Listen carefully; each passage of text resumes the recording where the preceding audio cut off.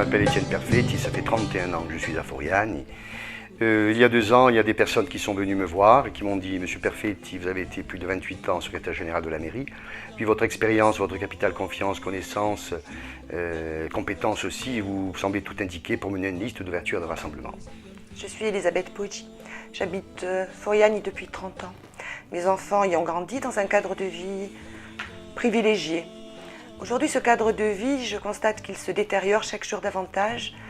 Foriani devient la banlieue de Bastia, mais une banlieue qui n'est plus une banlieue résidentielle. Alors c'est pour ça que j'ai rejoint cette liste, Unidi per Foriani, donc ça change.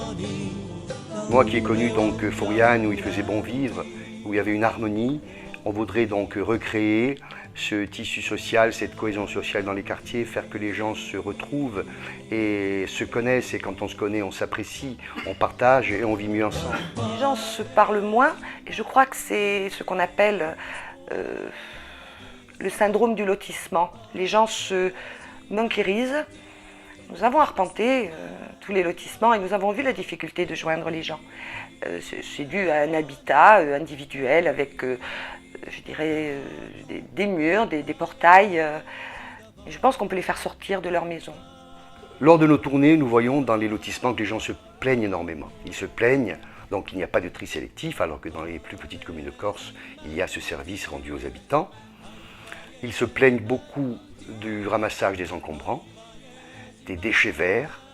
Ils se plaignent aussi de la saleté, de la non-propreté autour des points de ramassage. Et ça, c'est des monstres qui restent pendant des semaines et des semaines, malgré les appels incessants à la mairie, qui renvoient à la CAB renvoie à la mairie. C'est un va-et-vient incessant et le problème n'est jamais résolu. Ces barres d'immeubles que l'on construit à Tinto Radio, c'est un côté résidentiel, Foriani. Ça a toujours été résidentiel. Et il ne faut pas construire des barres d'immeubles de 4 étages à côté des villas, parce que lorsqu'on fait une villa, c'est un rêve.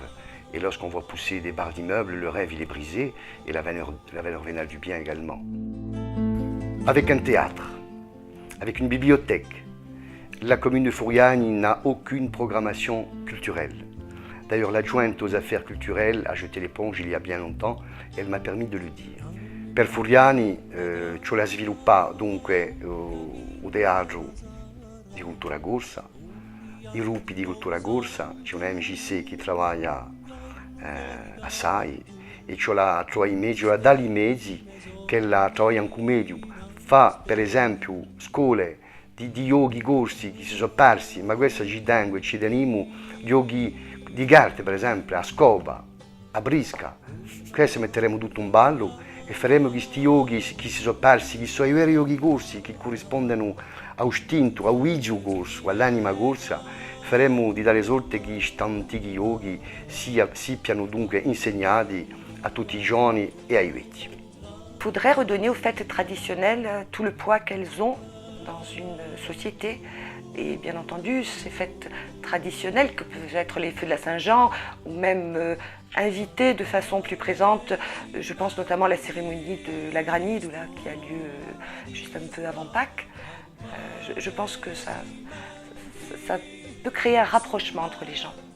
Cette vie que j'ai connue à Foriani à l'époque, et où les gens s'appréciaient, où les gens vivaient en commun, ils ne se barricadaient pas derrière des murs avec des chiens, des molosses. Non, il faut recréer cet esprit village un peu.